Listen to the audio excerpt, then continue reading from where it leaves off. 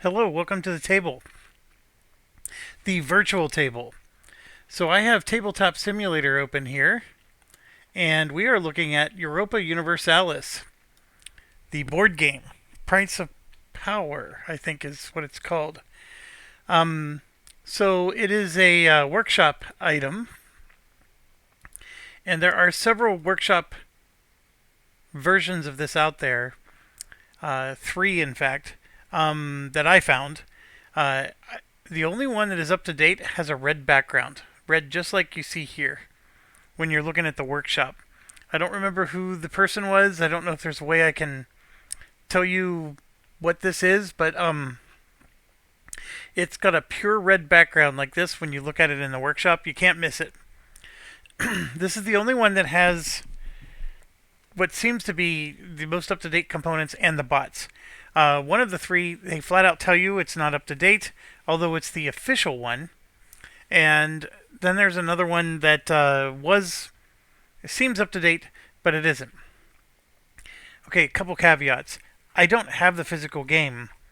It's coming. I know some folks in the UK have theirs. I have no idea when it's going to arrive. The rules as I know it are what's in this app. So if he has an incorrect copy of the rules, I'm going to read it wrong. So just going to get that out of the way. So I know some of you might correct, what I'm going to do, and it's very likely that if I'm following it off, basing it off of the rules that are in here, that it doesn't match the real rules that ship with the game. And my apologies there. I just don't have the real rules in front of me to be able to do this. So what I have set up is the Grand Campaign. So I am Castile, which is Spain. For those of you who don't play Europa Universalis, it's just Spain before it became Spain. And I am playing against 1, 2, 3, 4, 5 bots and 3 DNRPs. And I know for some of you that's insanity, but it's not. Now the hard part is that is setting it up. So with the app, I have there's a lot to talk about. This game, I think the hardest thing about it is how do you start describing it. So the designer has a few examples of a game turn, and I think that it's pretty good, except it doesn't tell you anything about the rules. It just gives you a feel for how the game plays. There's RTFM. They were sponsored and paid to do a video. He did an excellent job of giving you a brief overview of the game without giving you any idea of how to play it. That's the best way I can put it. So I'm not trying to criticize this video at all because I don't think that what he did was easy to pull off. He was able to make a concise video. But for a game like this, a concise video only gets you so far. And anyways, I'm going to try my own take on this. And of course, we also have some limitations of the app. But basically, it goes like this. So for this particular app, there is a deck of cards that you'll see right here. And the easiest thing I can do is click on search, and you can see all the different cards. So you have to use this deck to find the starting cards for how to set up each country. So these are countries that are not in this particular scenario, like for example, Venice, Brandenburg, and then you just drag one out whenever you need one. And I'm going to show you what one of those look like. So for example, right here, this is the Ottoman Empire, and here's the card that I took out. And so it tells you what the state religion is. It tells you what provinces are large versus small. So you have large towns and small towns. And you can see I have 11 small towns out and 2 large. Okay? And then this is a bot board, which you can achieve by selecting the board, right-clicking, and changing the state to 2. State 1 is going to look like the human board. So this is the human player board. There's 2 sides. So if you want to get the bot board out, you just have to right-click on this and go to State 2. That took me a long time to figure out, but the bot board does exist, and you just have to flip it like that. Don't do the flip. That doesn't work. You just have to do State 2. Okay? You don't need the vassal tokens, but I haven't been brave enough to delete them. The bot board is going to look a lot like the player board in terms of the way the towns are set up. You do use the vassals when you're a player. The player has administrative, diplomatic, and military power, 3 cubes in each. You start it with stability 0, and then your manpower is going to be the number of your starting armies. So I have Army 1 on the board right here, and it is, as you can see, there's a little 3 here. That shows that I have 3 manpower from my small cities, and I have 3 manpower from my large, so I have a total of 6 manpower. So I have 4 available armies that I can recruit, and I have 2 that are currently deployed under Army 1, which is represented by this miniature right here. Okay, I have some merchants that are in some trade nodes that are denoted by circles, and then I have some light ships that are on these silhouettes in these various places. How do I know where to put everything? It is all right here on your card. Okay. Some of these concepts are going to be, like, if you're new to Europa Universalis in general, this is going to be overwhelming. And I'm going to zoom out now, and let's talk about, when you're using Tabletop Simulator and this particular module, what to expect. First off, the components that are necessary for each player are going to be right here. And almost everything you need is going to be based from there. The most difficult and frustrating part was you have to go over here to get your startup cards. And that was what I was just showing you how to do. These are what's called event cards. They're very critical to the game, but he has the event cards over here on the bottom right. And this is looking at it from the perspective of Castile. This is a flowchart for just how to do wars and things like that. I think this is for resolving wars. I have, to be quite honest, I never used it. This is for diplomacy between players. So, for example, we're not going to be using that in a solitaire game, but if you and another player made an agreement, you can put that here and you can actually type your treaty and whatever agreement you came up with, because every treaty that you come up with is binding. So this is for custom-made player versus player treaties. Here's where you go to get some dice. Here's where you go to get coins, but I will not be using coins. Instead, he gives you these calculators, and you start the game with 15 coins. Right there's the treasury. And then you can even put in your upkeep, and he's got a wonderful formula already punched in there, so you can see what your upkeep pluses and minuses are. So very, very cool. All right. These two are your scenario books. It's just the way the game comes. There's a Scenario 1 book and there's a Scenario 2 book. If you go out on Board Game Geek, they got them posted just like that as well. And this, of course, is your player aid, and every player has one. And like I said, you can have these actually be real players, or you have to just put these on State 2, and then they're flipped over on the bot side. We'll talk about the bot some more later. This is where you want to start, and I'll jump into there once I get through the components. A lot of important, but miscellaneous components are here. So anytime you need those components, you go here. He has, this is for whenever your ruler dies, but you don't have a replacement ruler. So you have a player aid for that. This is a chart. And by the way, you can always click on this white button and it makes it pop up so you can read it.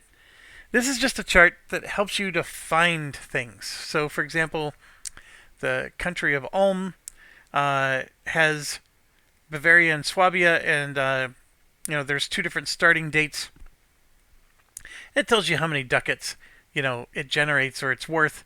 It's helpful for if you need to calculate how many armies they're going to defend themselves with, and then also it gives you a nice color code chart of what religion they are.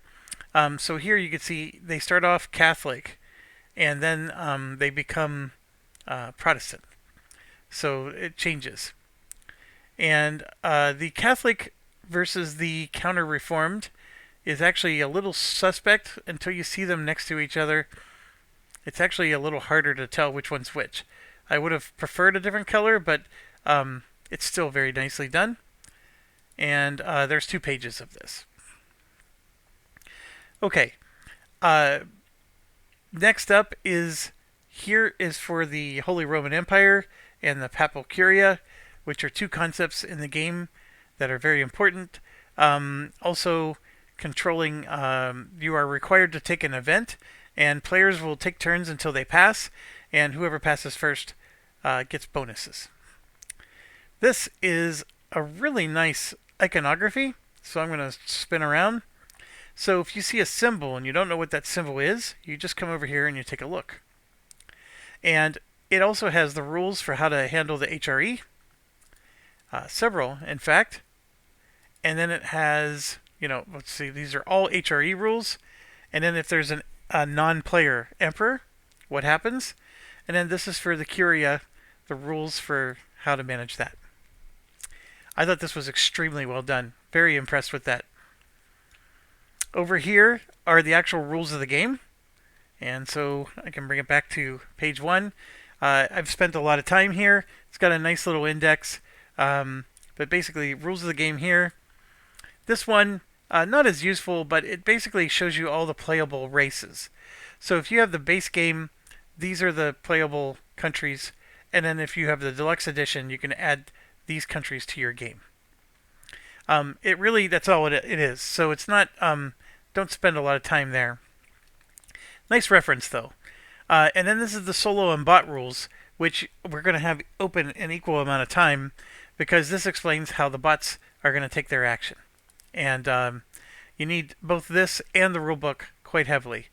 So when you're starting a scenario, you pick which scenario you want. So I'm in scenario book 2. And so here's the scenario we're doing. We're doing the Grand Campaign that takes 4 ages, and it is a 6-player game, and the Ottomans start.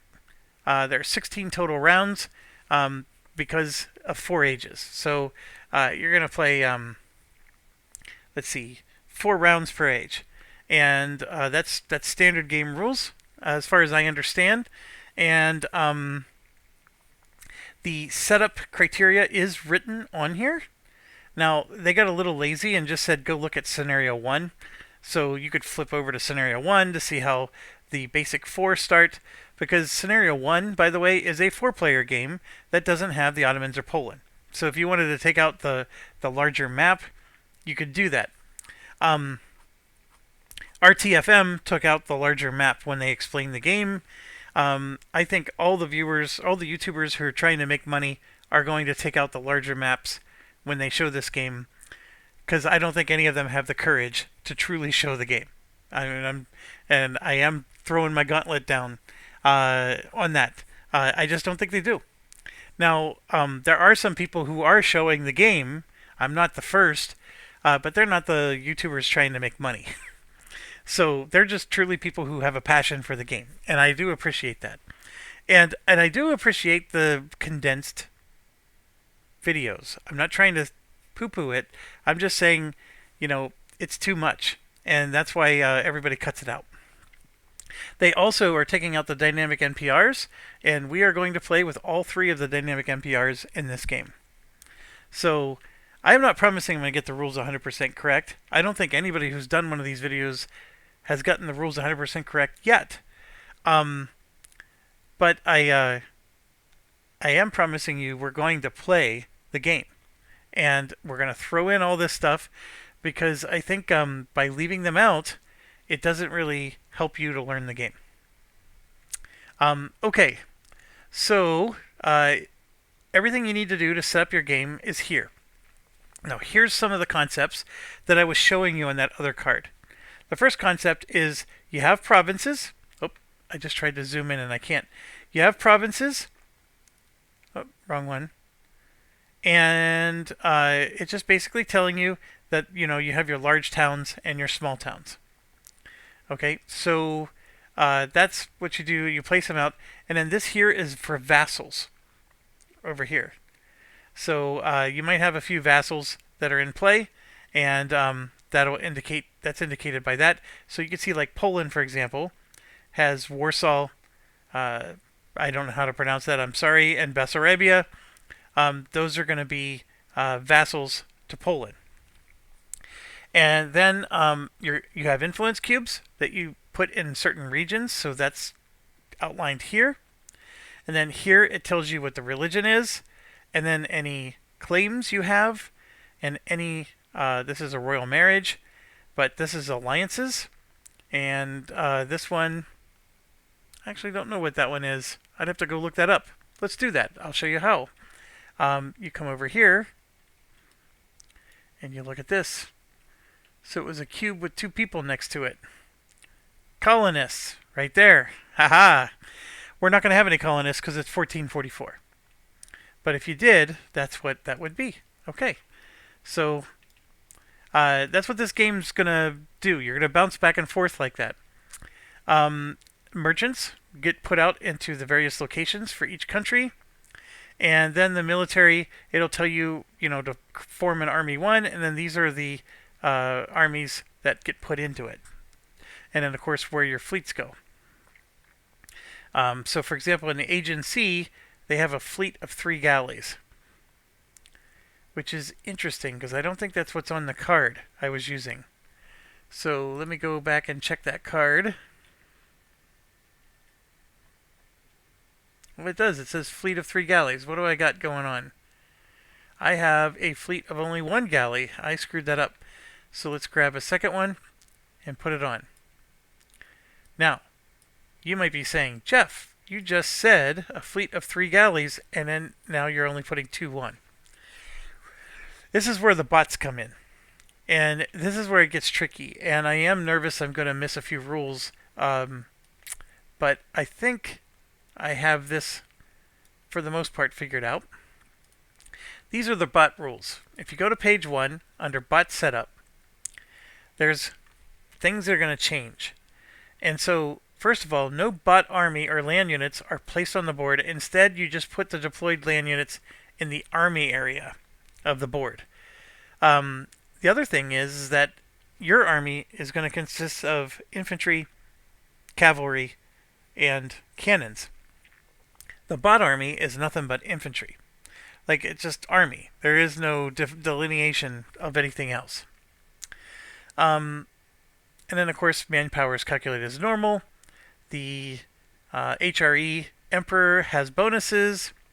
But here's the piece. Each sea zone with 1 or more ships, place only 1 of the ships. Oh, I did have it correct. Ha ha ha ha ha. That's what it was. I had it correct in the first place. They only place 1 ship. So even though a human player would have 3 ships here, the bot only has 1. That's why I did what I did. Okay. The other aspect to this, so when you're playing with the bot board, this here, I'm going to outline it with my mouse, is not necessary. Neither is this. Those are part of the player boards. You only need this. And so here you can see how the English army consists of 2 infantry. And see, it's a picture of only infantry. It's not cavalry or cannons. So the bots have a much simpler army. And then their manpower reserve is always a minimum of 3. And what you do is, I actually don't have that set up actually. You can look here, they get 2 manpower from this and 6 from that. So they get 8 manpower here. Okay, so 8 manpower. 2 are already deployed. So we just go grab from here, and you can grab 1, 2, 3, 4, 5, and 6. Okay, so the reserve is always whatever your total manpower is minus what's out there. Okay, when you flip the board, so let's look at our board again. Oops, I'm on the other side. So our board has 3 cubes under administrative, 3 diplomatic, 3 military. If you come over to here, those 3 cubes go away, and instead you put all 9 cubes into what's called the bot power. And then as the bots spend cubes, they go over to here. And then this was for stability, so it's not needed, so you can just move that out of the way. And the way the bots work, in a nutshell, and it's going to make more sense to people who are familiar with the video game. If you're not familiar with this, I'll try to get deeper as the game plays. But there's ideas in the game that you can achieve. And there's also goals and missions. And the way the bot works is when it achieves ideas, it's just going to put cubes down here, and those cubes are going to give bots bonuses. So see this little line? So 1 and 2 are going to have 1 less rebellion pieces. I'm not using the right word. Rebellion is not quite the right word, but you know what it's along those lines. Unrest. That's the word I was looking for. They're going to have 1 less unrest. If they have 3 ideas in the administrative, they're going to have 2 less unrest. So that's what this little line means. So here, 1 and 2 on the ideas is going to give them a cannon. That's a die for combat. And then they're going to have 1 more influence cube. And then here 2 more. And then for the military, you can see they're going to roll an extra infantry. And then to the right, they're going to roll another extra infantry. And then they get a siege 2 tax per bot. So I'd have to look up exactly what that means, but the point is that these are bonuses they get whenever they discover ideas. When we discover ideas, the ideas, by the way, are right here. These are the idea cards. So when we discover ideas, and we're going to grab 2 from, I think it's this deck right here. Let me check. So let's flip it. Yes. So this is an idea. This is shuffled, by the way. As you can see, there's 5 more cards remaining. These are Era 1 ideas. There's Era 2, 3, and 4 up in this area. So this is the first of 2 cards that we're going to unlock as part of our setup. So if I spend 5 administrative points, these are administrative ideas, I can get this idea, church attendance duty. Then anytime I try to increase stability, it's going to cost me 1 less administrative power. And then I get an instant effect of removing 1 unrest. And then, of course, I also score 2 victory points. So I get those bonuses. The AI ignores all the text. So they don't get the bonus from the text. They'll get the victory points, and then they will get the bonus that I just talked about here, where they use these lines.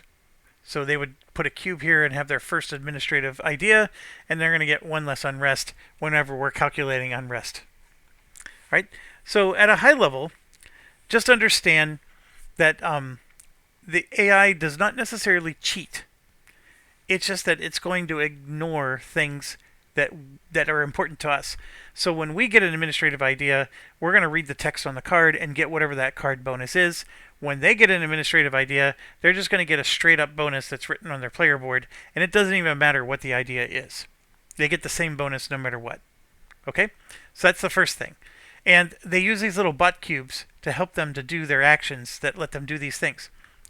Now the other thing that's up here is we also have age 1, so here we got military, warfare, politics, expansion, and economics. These are missions. So we're going to grab 1 of each. And I don't know why they were upside down, and then we're going to flip them.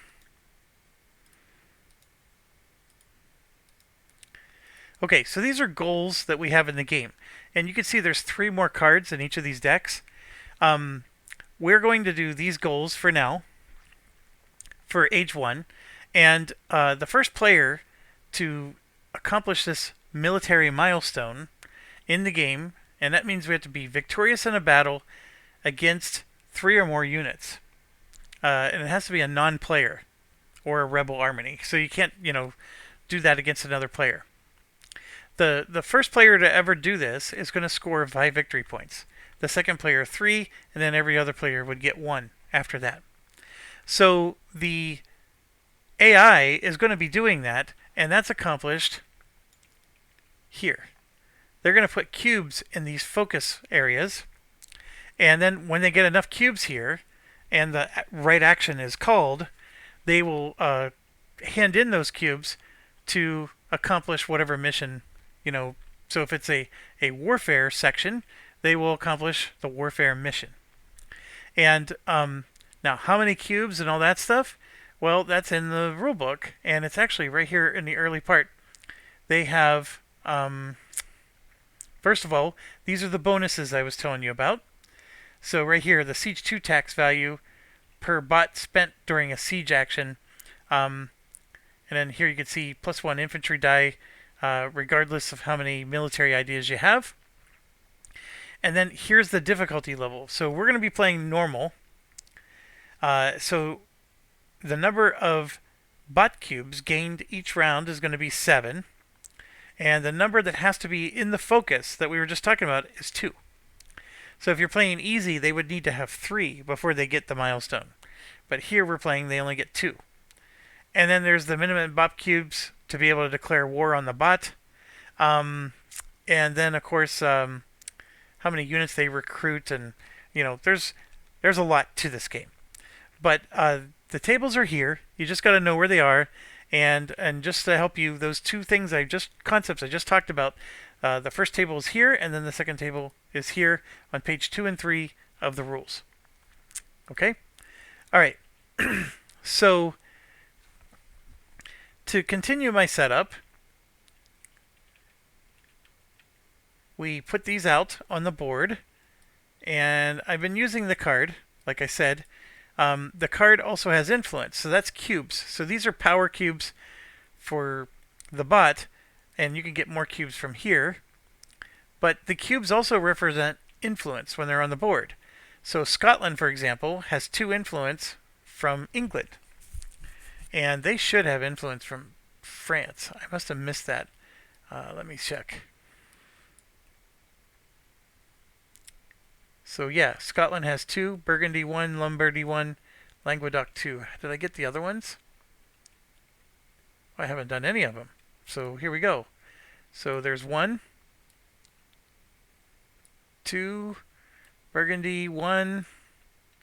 I've already forgotten the list. Burgundy, Lombardy, and Scotland. And Lombardy should be over here somewhere. Yep, right there. And then Scotland is going to get 2.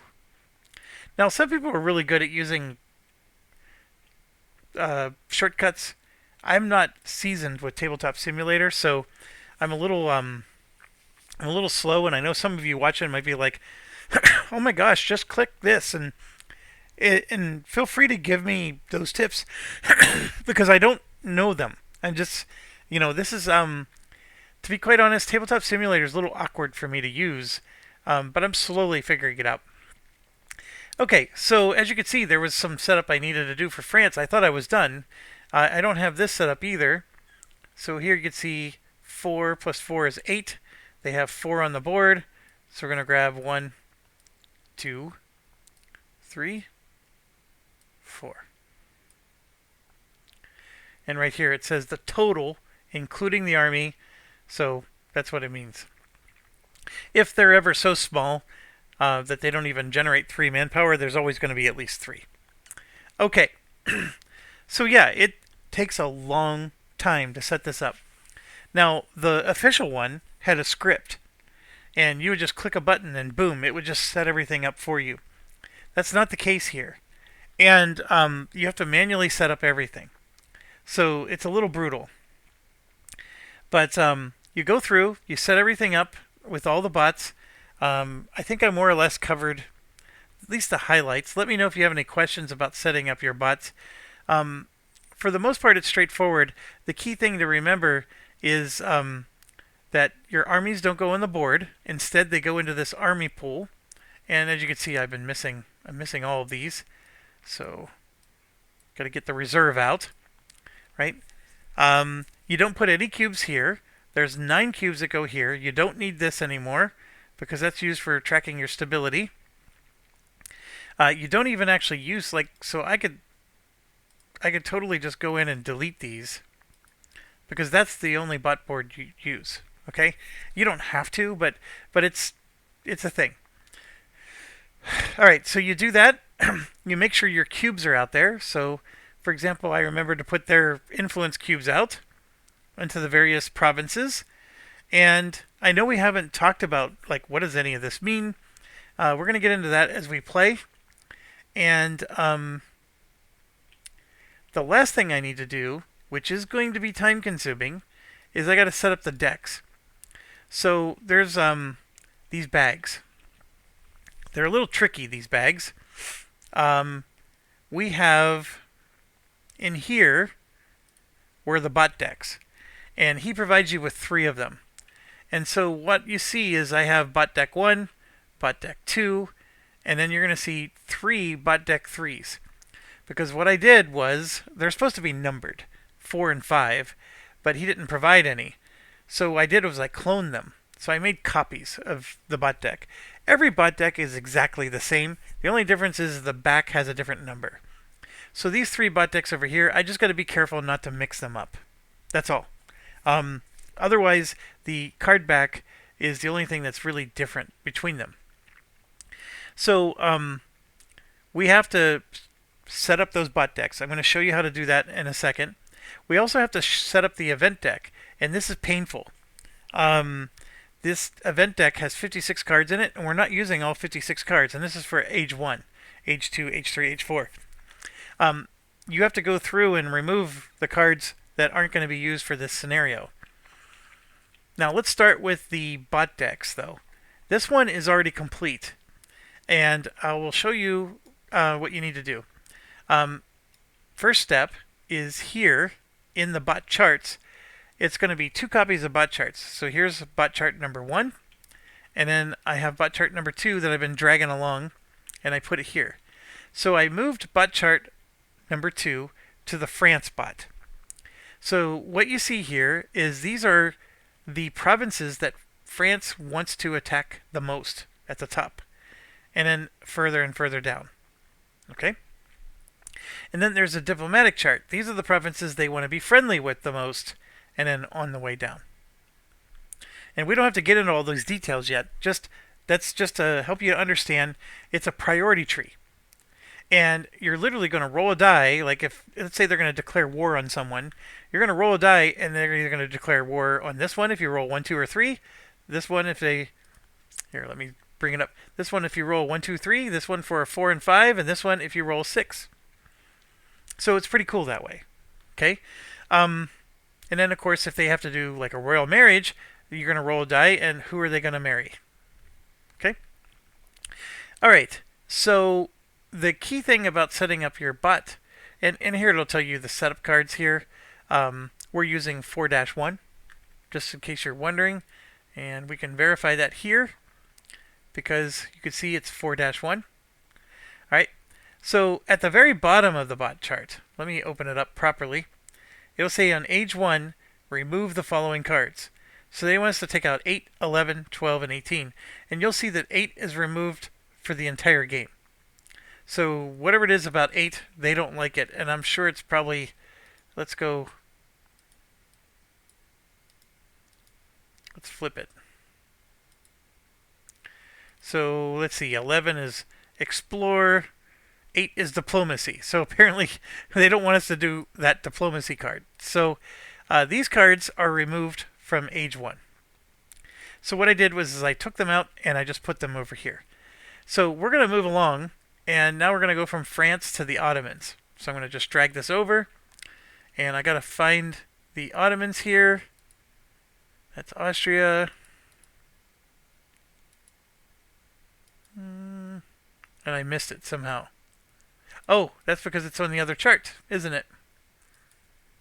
Yes, it is. Alright, so we got to grab the other chart. Bring that around. And I don't know of any other way to do this, so I have to do that. Because I like to see them right side up. Okay, so somewhere in here is going to be the Ottoman one, and there it is. Okay, so I'm going to drag that out of the way. Let's put the Ottoman one in play. And so you can see here at the bottom, 8, 11, 12, and 14 need to be removed from their bot deck. So this is not too painful. So you just right click and you do search. And they show them all here. And here you can see 8, 11, 12, and 13. And boom, we just made the deck. I'm just going to move it up here in the corner. And I don't know why I can't move them all together. There we go. I just needed to click longer. And so that's out of the way. And now the new bot deck is there. And you can see it says, like right here, 7 diplomacy. So you know that's a diplomacy card. And so these are the bot deck cards. And then you need to just shuffle them. And let's shuffle. Like so. That was it. That's all you have to do to set up the bot deck. So we're going to go ahead and go around, and now I need to do Poland. There's the Poland bot, so let me bring that over to here. And then I also know I'm going to have to do England and Austria. So let's do the Poland one. So Poland, I can read 9, 10, 11, and 12. It doesn't matter if I'm upside down here. I'm going to drag out 9, 10, 11, 12, done. So those cards, I'm just going to move them out of the way, and they're out. See, they're only out for age 1. I mean, you could see that like 9, see, 9 is only out for age 1, but it gets added in during age 2. So you don't want to throw those cards away or delete them. Just set them off to the side. Okay, next is the Austria bot, which we are currently on. And if I zoom in, I can read there it's 3, 10, 11, and 12. So here's 3, 10, 11, and 12. Of course, getting rid of colonize for Austria is a good move. And then last but not least, we have England. I actually like to play England in most of my games, but for whatever reason I want to play Castile because I think Castile is going to have I'm going to get to experience everything. Colonization, warfare, multiple religions. With England you don't have that as much. Alright, so 4, 8, 12, and 15.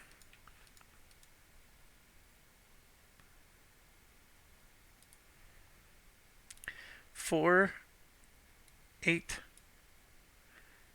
12, and 15, and done. Whoops. And I'm just going to move those out of the way. All right. Now, these little AI charts are going to be needed throughout the game whenever they do their actions. So I'm just going to move them back down here, and we'll look them up when we need to. Because like I said, when they do a military action, you're going to have to look at these little umbrellas to figure out like where their priorities are going to be. Okay, now this one's more painful. We have this guy here, which if I could shrink it somehow, it would be nice. But the piece I need is the event decks, this part right here. So here you can see for age 1, in a 6-player game, you're going to draw event cards. You're going to set up event cards. That's going to be the number of players plus 1. So in a 6-player game, it's going to be 7 event cards. And since there's 4 rounds per age, it's going to be 7 times 4, 28 cards. So there should be 14 here and 14 here, and let's check it out. 1, 2, 3, 4, 5, 6, 7, 8, 9, 10, 11, 12, 13, 14. Just like I said. So, These cards, of course, are going to be shuffled, but we have to pull them out of the deck and make basically a first half deck of 14 cards and a second half deck of 14 cards, and then all other cards have to be thrown out. Now, my son and I, when we were trying to play this game here on tabletop, what we did is we just drew the cards, and if it didn't fall into this list, we just kept drawing. It was really painful and ugly. So we believe you need to do this. Now, what would be really nice is if I had this open, and it stayed open, and I could at the same time look at the deck. But I can't do that. Like, I just want to look at page 2. I don't want to look at page 3. And I don't know how to tell it to do that at the moment. But if I could just look at page 2, it would be easier. So,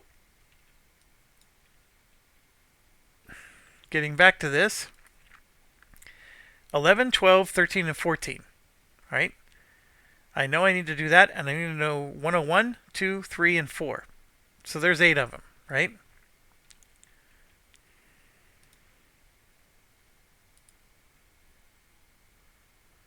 There's a lot of cards in here. So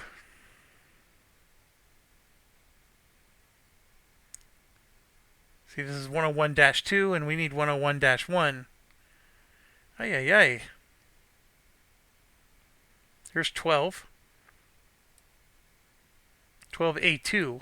I need 12A1. So there's 1. Oh my gosh, they're not even in order. Here's 104.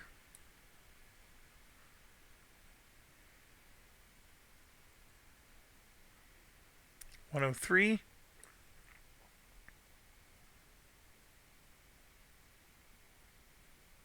11.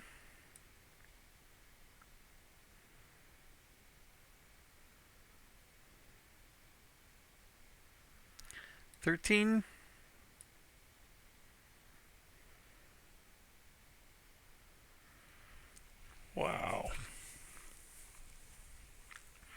11, 12, 13, 14. 1, 2, 3, 4. Yeah, I don't have... Wow, this is more painful than I was expecting. Well, I guess, yeah, we could do search. Let's do 11. That's not helping me. Let's do dash. 12.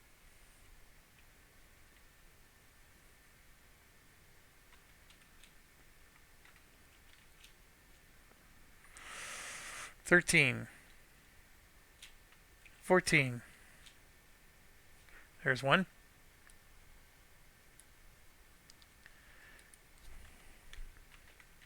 101. There's 1. 102. There's 1. I think I got them all. 3, 4. Okay, so 1, 2, 3, 4, 5, 6, 7, 8. So we just got to make a deck. But I'm not done. That was only some of the numbers. And come back over here. So that was all of these. So I need 106, 107-1, 156, 7, 8, and 60. Let's see if I remember this. Let's get the 106 -1.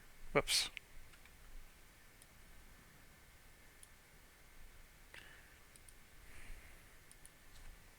-107-1, 156,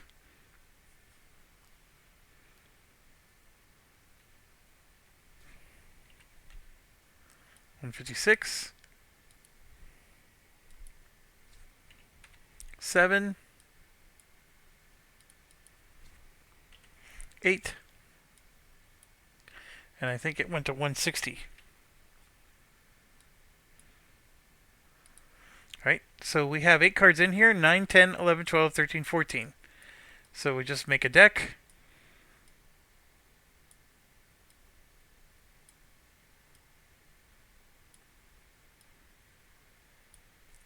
Alright, so for arrow 1, the first half of it at least, I got my deck made. Okay, so these guys, I'm just going to move out of the way. And then for era 1, we're going to start with these, and they actually tell you to put the deck here, and then you can see that, it's 1, 2, X. I think that what that means, though, is that the first 2 cards get revealed, and then the rest of them don't. I think actually 3 cards get revealed. That's the issue. So I'm going to go ahead and put the deck here. This is what we're going to draw from, and then we're going to have 3 cards visible at a time, is what we're doing. And then eventually, 1 card is not going to get used. But here's the problem. These 14 cards are supposed to last 2 rounds, not 1. So we need to have 7 cards out. So let me make sure I got that rule right. I'm going to pause real quick and look it up. Yeah, I was correct. So right here, when you make the event deck, you're going to draw event cards equal to 1 more than the number of players, okay? But you're going to place them with the first 3 cards face up and the remaining face down. So I don't like the way this player board works. It's not quite as friendly because the X makes it seem like it's face down, but that's not how it works. So what we're going to do is, first thing we're going to do is we're going to shuffle these, and then we're going to draw. I see what it's doing. I see. Let's move the whole thing back over here. We're going to shuffle, and here we go. 1, 2, 3, 4, 5, 6, 7. Okay? Because that's what we're going to be using for this round. I'm going to shuffle them one more time. And then we're going to go ahead and put 3 cards face up. And then eventually one of these is not going to be used. But we're going to go ahead and flip. Okay, so these events I will explain a little bit later, but some of them, like this one, is English specific. But that doesn't mean only England can take it. Anybody can take that event, but it's one that England in particular is going to be impacted by. These other ones are more generic events, and we will get into these later. So let's talk about how the game actually plays, and then we'll talk about some game concepts and go from there. And look at that. I'm 47 minutes in, and I just went through setup. And again, mad props to RTFM, because I think their whole video to explain how to play the game was pretty much 47 minutes. So that just gives you some idea of just how intricate this is.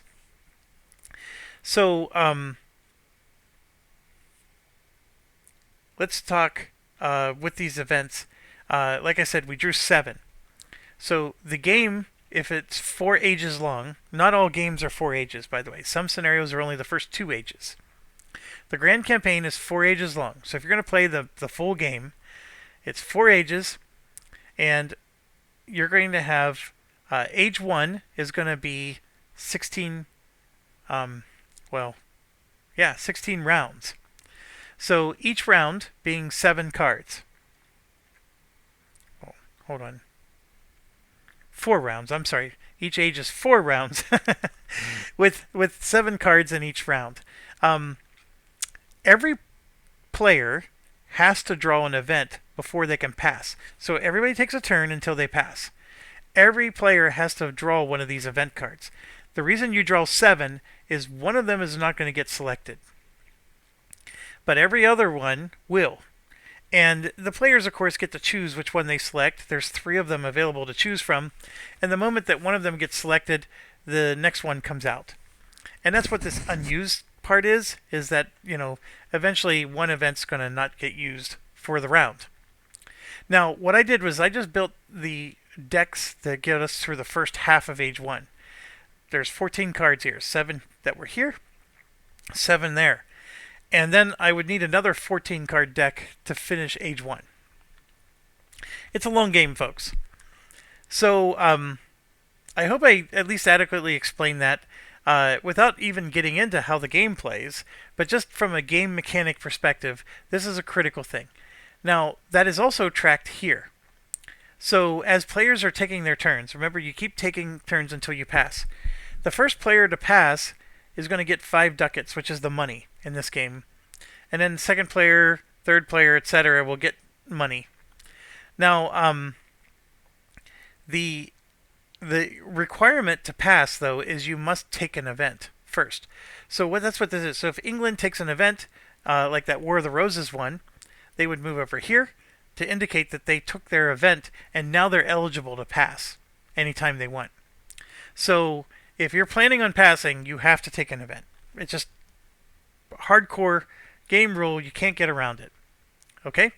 So that's what this little area of the status mat tracks. It's very functional. Like I said, for the ideas, these are shuffled. We draw the top 2. And these ideas could change in every game. So these are the ones that are available for us here. And then these 3 green ones are always available every game at the start of the game. And and like I said, we get these missions, which changes every time, and you may not get the same ones in every game. So now that we have it all set up, let's talk about the game. Europa Universalis is based off of the video game Europa Universalis 4. So Price of Power, the board game, is based off the video game Europa Universalis 4, which is based off of a series of video games that goes back to Europa Universalis 1, which is based off of a board game from 1993, designed by a guy named Philip something, and I never played it, so I can't tell you anything about it. I did get one of Philip's other games, which I covered here on the channel, and it's one of my biggest Kickstarter regrets I've ever gotten. I feel like he never gave me a complete game with complete and unambiguous rules, and he promised a solo play, and he never delivered the solo play. And in fact, a lot of Kickstarters are very angry about it, and I think the guy has disappeared, and I don't know if we'll ever hear from him again. So, yeah, I'm not a YouTuber that tries to suck up to some of the developers, that's for sure. In this case, he did a horrible job. But none of that matters. The video game is awesome. Paradox has done a fabulous job with the video game, and I'm very hesitant at buying board game versions of video games I like, but this is one that I took the plunge, and so far, it seems fantastic. I don't know if I'm ever going to get somebody to play this with me. That's the problem. But I do have people who play the video game, my son being one of them, and then 2 of his buddies, and we're actually going to do a 4-player game of this multiplayer, and I am very much looking forward to that, because those guys they're all experts at this video game, and they're all looking forward to playing this. Okay, so how do you win? You win by scoring prestige points, which is victory points, and this is your tracker right here. And you can see these are our tracker markers. So as England scores points, they just move up the track. It's simple as that. See, how could this be a hard game? All you have to do is just score points. Go, play, have fun. Alright, the game itself, the basic game, see this little line here? The basic board is this and left. So everything you see to the right is an expansion. And that's part of the deluxe game. You can get the basic game and then buy the expansion separate. There's multiple ways you can accomplish this. Obviously, if you want to play a 6-player game, you need the expansion. I don't think you can squeeze 6 players in on this very easily, although Sweden and the Kalmar Union is a playable faction. I just don't think there's a scenario that lets you do 6 players just on this half of the map. The one thing about Europa Universalis that's wonky is this is not like Risk. You do declare war, but you could declare war, conquer many territories, and then when the war's over, you have to give it all back.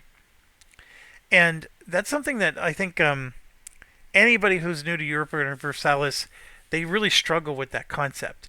And and the reason's simple. This game requires you to have a reason you're declaring war. And you could say, you could declare war for no reason, but there's penalties that happen to you. But if you have a reason to declare war, and that reason is, like for example, um, Morocco here is Muslim, and Castile is Catholic. So, historically speaking, uh, Castile may want to convert Morocco to be Catholic so they could be more like them. So, Castile could declare war on Morocco, and the sole goal of that war is to convert their religion. So they may take over all the territories, completely conquer them. But then, as part of the peace deal, they got to give all the territories back because their war goal was not to take territories, it was to change the religion. And so you have to be careful, and you have to be very precise about why you're declaring war. Here you could see I have a claim on Andalusia. And that claim doesn't say what kind of claim it is. I could use that claim to change their religion, because right now you can see they have a diverse faith. I could use that claim to conquer. And I don't necessarily have to state what that claim is for yet, but when I declare war, I consume this claim, and that allows me to declare war without penalty. This claim is allowing me to declare war without penalty. So you have a warning. So if you're playing against other players, they have to have a claim on your territory in order for you to even start thinking, oh man, they might attack me. Now, like I said, they can try to surprise attack you, but this game punishes you hard. The video game does too. You can still do it. It's just it's not highly recommended. Here in England, France has a claim in Aquitaine. And guess why? Because England is sitting here, a lone little city amongst all these wolves. A lone little sheep amongst all these wolves. So, now what's interesting is France has the ceding of Maine. So basically, this the end of the 100 Years' War is what the event is. And this event occurs in a video game as well. And basically it goes like this. There's a treaty that's currently in place. They're not at war with each other, but England, after so many years, was supposed to give Maine back to France. And that was the concession for peace. So England can decide, nope, screw you, I'm keeping Maine, and then the war would re-engage. The 100 Years' War would continue. So one of the tricks in the video game, and it's a trick that my son and his buddies want to do immediately in this game, is so what you could do in the video game is you sell Maine to Brittany, which is this country here. And so they would literally sell it to them for money before the 100 Years' War event would trigger in the video game. So they get all this money for a town that they were going to give up anyways, and they give it to somebody else instead of to France. It's a ruthless thing to do. And this game actually allows you to sell territory. So they absolutely want to get in here, and whoever plays England is going to be selling Maine to Normandy. And then you can see England actually has influence on Normandy. So that's going to allow them to sell Maine, and then they don't have to give up Maine whenever the 100 Years' War ends. It's funny that both the video game and the board game is going to allow you to do that. Okay, what you see, of course, are the towns, big towns, little towns. The only way you could tell the difference is the size of the circle.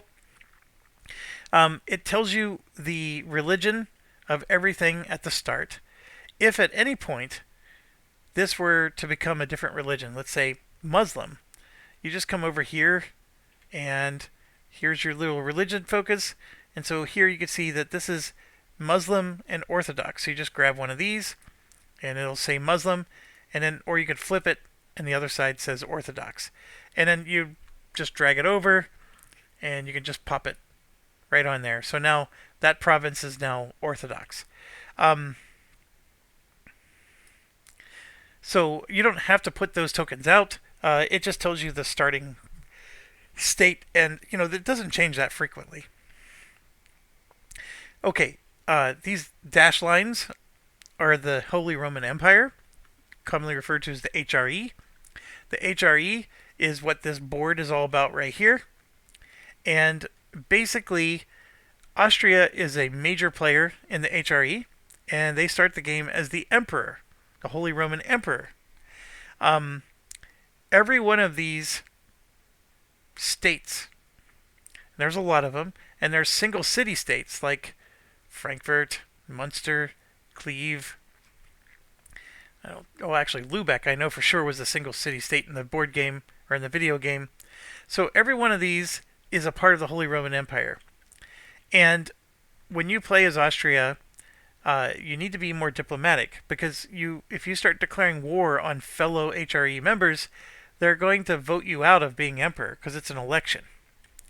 And so you need to stay friendly with these people, and that's what these gray cubes are. This is the HRE influence over these areas, and basically it means that they're going to vote for you.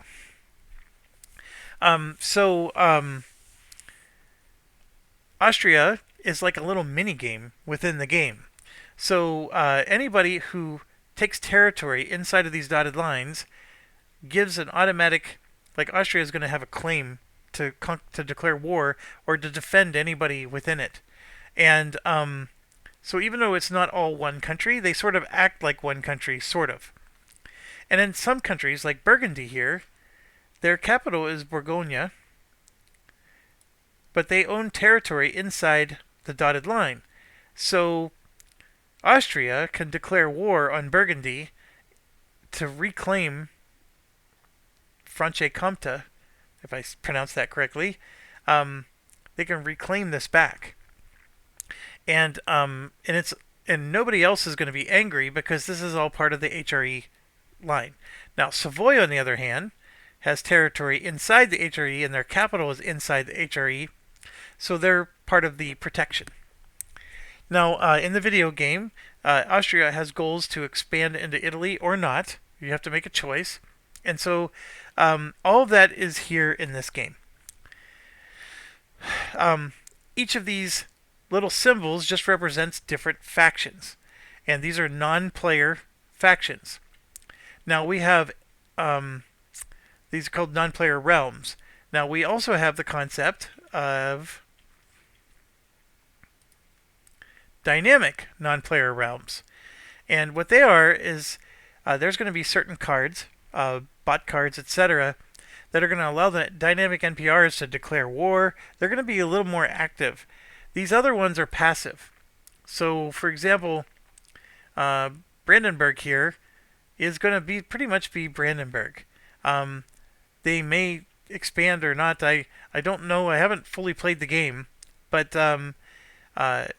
these are the three Brandenburg, and if they were to expand, I don't even have tokens to show that Brandenburg expanded. So that's it. But here, you can see that Denmark is one of our dynamic ones. We actually have tokens in the game. So Denmark could take over and expand into other areas. So they're almost like a bot, but they're not.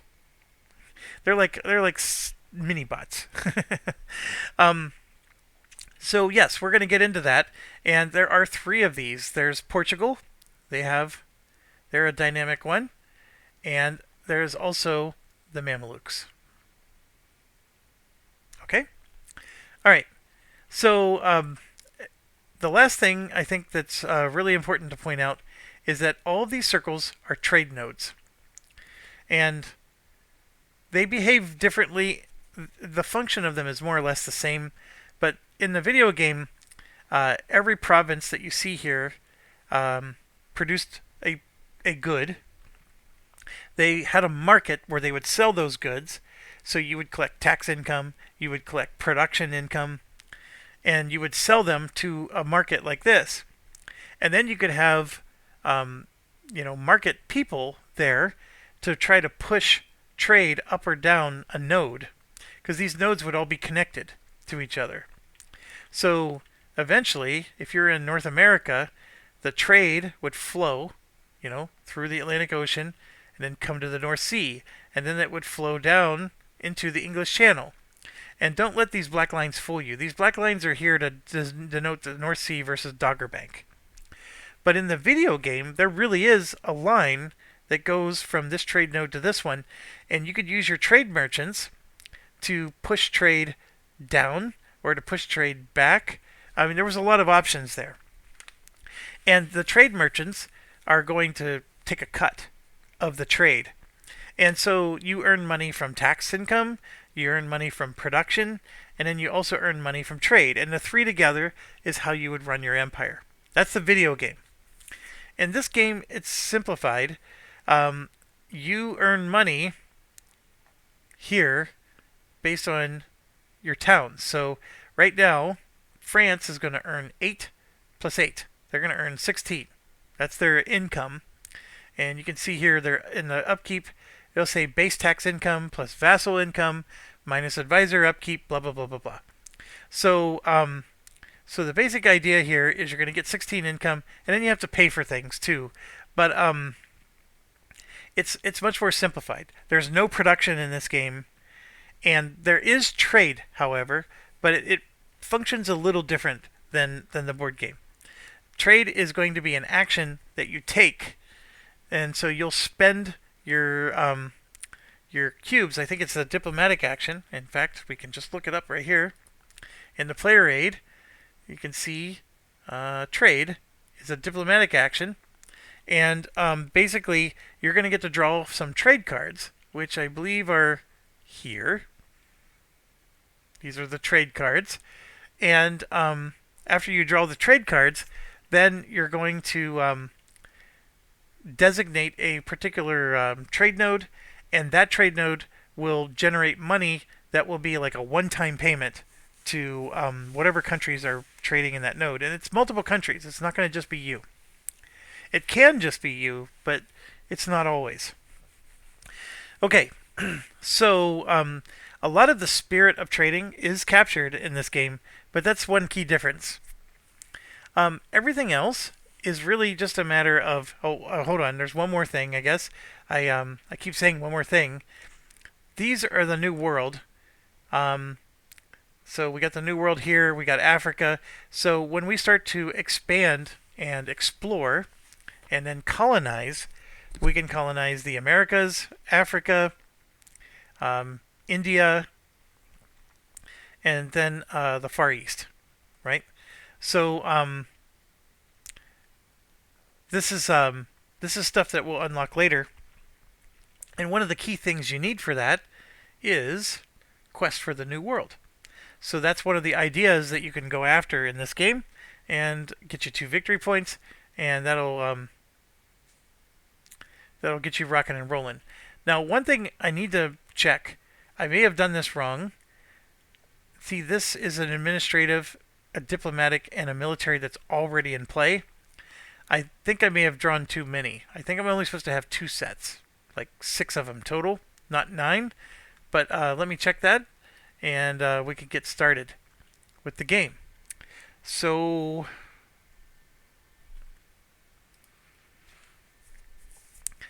that is not going to be here. That's going to be in the setup. And I'm actually showing you how to check it because moving around this this app is important. So here we go. Place the 3 basic ideas green. Set aside all ideas. Then shuffle the remaining by type. Draw 2 cards from each deck. And place... Oh, we're going to have a 3x3 grid. Exactly. Okay. Perfect. So I did do it right. I sometimes need to have more confidence in myself. Okay, there's a few other things. We are supposed to move... Like, for example... This is a trade card. We're supposed to remove all trade cards that have a certain symbol on them. These little plus symbols that you see here. And I think those are already removed, so thank goodness for that. Because you can see here's the trade cards here. And one last thing we need to do before we set up, and that is, if you look at the player turn, this draw cards phase is done as part of setup. And then you skip it during the first round.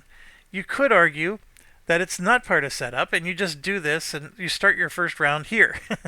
I think there might be something in here we're not supposed to do right away. Um, but anyways, we're going to go ahead and quickly do this. And only the players do it, so the bots skip all this. And that part is good. And let's get this out of the way. So first thing that happens is we're going to draw an administrative, a diplomatic, and a military card. So we're going to draw 1, 2, 3, and then I get to draw 3 of anything I want. And so I'm just going to go ahead and draw 1 of each again, because I'm not savvy enough of this game to know what I want to do. Alright, so I just drew all those cards, and unfortunately, oh my goodness, it drew one for every player. That's not what I intended. Okay. That is not what I intended. Ay, how do I get these to go back? Alright, I'm going to have to do this the hard way. I'm going to pause. Okay, that wasn't too bad. But, here's another thing. If you don't use Tabletop Simulator very often, in order to control everything in the game, you have to change your color to the Game Master. Normally, you're just a single player. And so what happens is if I'm the yellow player, I don't get to see the other team's cards. So they stay hidden from me. And then if I go and draw cards, I'm only drawing for myself. So what I did is I drew as the Game Master, and then what it did was it drew for everybody. And so that was my fault. Totally my fault. So here's my hand, and if you're playing a multiplayer game, this would actually be invisible to other players. So one last thing we got to do for setup is, a couple of things. This is our leader.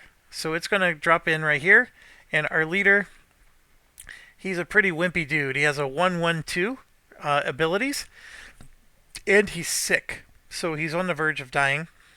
That's what that little broken heart means. But he does act as a military leader if you would like, and he can help you roll some extra dice. So that's one thing. The treasury normally goes here. However, I'm tracking it there. And here's what we get to do. These cards serve multiple functions. There is a action at the top. So this would cost me 2 of the green administrative cubes to play. And then I get to do whatever this action is. Or the square here means he's an advisor, and I can hire him for 1 gold or ducat, and then what he could do is he would go under my advisor columns. I can hire 3 of them, and that's going to boost my leader. So my leader right now produces just 1 administration cube. This advisor would give me another administration cube, so now I'm producing 2. So I got to decide, which ones I want to hire versus which ones I want to keep. And this is a big decision in the beginning of the game, especially when you don't have a clue what you're doing. The other thing is you'll notice there's some squares. I'm sorry, we talked about the squares. It's the circles. These circles are military leaders, so instead of paying coins, I'm paying military cubes. So I can hire Francois here as a general, and he would have, but he could also act as a leader, which is why you see the 1-3-1 here. These are his leader traits if he were to ever become the new leader for the country. Now that's a little helter-skelter from the video game as well. In the video game, you get married and you have babies, and then there's an heir to the throne. The heir to the throne is not necessarily your general or a military leader, but in this game, they're serving as military leaders. Now, one last thing to bear in mind is whoever you hire, you have to pay that every round. So, Nicolo here is awesome. Look at him. He's giving me a +3. However, I got to pay those 4 coins every single time. It's not just a one-time thing. That's his salary. So, as you may have guessed, the higher the bonus they give you, the more expensive they are. And then, of course, the lower the bonus, the cheaper they are. Um, I really like this event. So I get to research an idea at the cost of just 2. Um, and I score extra points, and I want to be able to research ideas. So this is an excellent one. I definitely don't want to hire that guy. But this one, now this is an interesting one. See the boxes here? You're allowed to have 2 of these in play at any point in time. And basically what it is it enables actions. So later in the game, I can spend 3 cubes to increase my stability, and normally it costs 5. I can spend 1 to draw 2 action cards, blah, blah, blah, blah, blah. And then every time I use these 3 actions, I, put a cube on, or I take a cube off, however you want to do it. And I basically have 3 uses. So I get to do this 3 times. It's a really cool concept. It's totally unique to the board game. I love it. It's very neat. And then, of course, over here, you got the same thing. And so the idea of these are that these boxes, they're limited use, but these are all cheaper actions than if you tried to do it any other way. Because right here, you could research a military idea that's in play and exhaust 2 uses. So I get to do this, but it's going to take 2 cubes off of here. 2 uses instead of 1. Anyways, I could spend all day talking about each of these. But I think what I want to do is I do want to get an advisor of every type. Because that is helpful. And since my leader is sick, it behooves me to get my general out because I don't want my leader to die, and then I have to go, what do they call it? It's a certain type of government. Here it is. An interregnum player, which is a regency council. This is going to be expensive. So I'm going to do this one for the +2 military. And so I'm going to drag him here and drop him. And so here you can see my upkeep just went up by 2. And then I'm going to do this one for +2 administrative. And now I'm up to 4. And then this is the one I'm really worried about, but I don't have any other choice. I definitely I want to keep this card just for the use of the card. I'm going to try it. I think I might have to. You can always fire a guy if you can't afford him, but that just pumped me up to 8. And then this one here, I am going to hire him to lead my first army. And that doesn't cost me money, but that costs me a cube, a military cube, so I'm down to 2. Now, 15 minus 8 is 7, so I got to drop down to 7. And you already can see that I don't have enough money to pay my upkeep, but I will gain an income of 6 plus 6, which is 12. So I am going to gain some income, but I'm already losing 8 of that. So I'm only going to get a net of 4 here. But maybe I should do some trade, So there's some thoughts that you should have in your mind, and I think it'll be helpful. So then these 2 cards, they're basically in my hand, and I can play those later as actions. So there's a lot to do, and we're ready to play. I may have missed a few setup things. Feel free to ask me any questions. The key thing, like I said, the bots, the armies don't go out on the board. They go here. And some of the armies, like the French army, has cavalry. They get reduced to infantry. There is no such thing as cavalry and artillery for the bots. That's number 1. Number 2, the merchants. You start the game with 2 merchants. And you can see I have 1 here and 1 here. The bots only start the game with 1 merchant, and it's the first one listed. So the English Channel bot is here, but if there was a player playing as England, they would have another merchant there. So there's only 1 merchant that gets put. And then if there's any vassals, like in the case of Poland, Warsaw was actually a vassal. That's not Poland. Poland looks like this. So, see, that's the Poland symbol. Warsaw would have been a vassal of Poland at the time. But in the bot game, the bots automatically take control of any ally, or vassals, I mean. So there's no such concept as a vassal for them. They just own them from the start of the game. Okay, so if you bear those things in mind, that'll help you to change how the bots get set up. And you can see there's a few spots like here where I have it screwed up. There's 6 and 2. See, like on the bot side, it's the manpower that's up here. You see that? The manpower is listed, but on the player side, it's the money. And then the manpower is down below. So don't let yourself get confused by that either. I just let myself.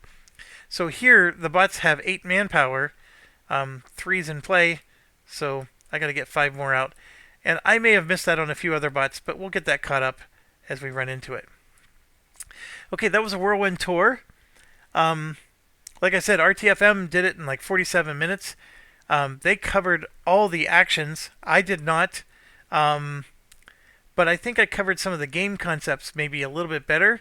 And I also covered setup, which they spent 30 seconds on setup. So I always said that my goal of this channel is to just be different.